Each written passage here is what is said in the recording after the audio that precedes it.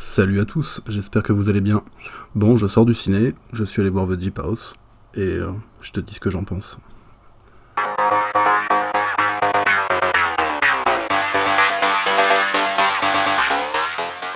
Alors c'est un film que j'ai beaucoup aimé, c'est un film de Alexandre Bustillo et Julien Maury, à qui on doit entre autres À l'intérieur.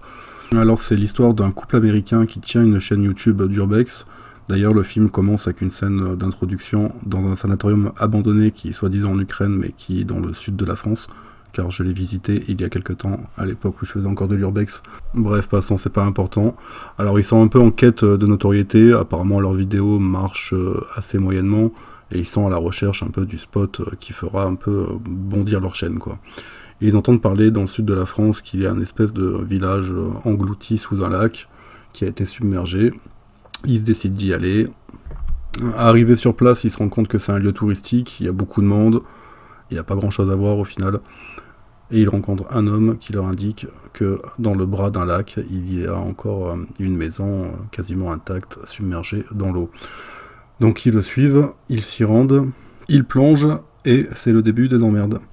Le film est vraiment intéressant pour le coup, c'est un film d'horreur, c'est pas le film du siècle non plus, mais ça change.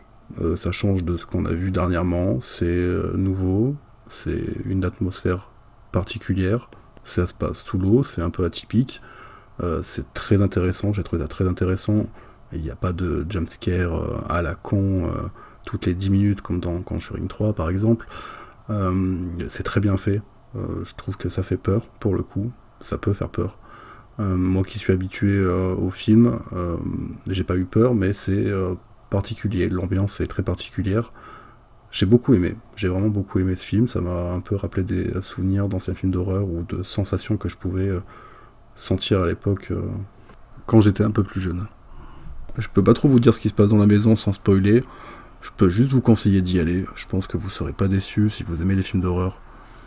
Vous pouvez y aller franco, il dure 1h20, il passe super vite, il est très rythmé. Vraiment, on s'ennuie pas, je vous le conseille. Voilà, c'était mon avis. À bientôt.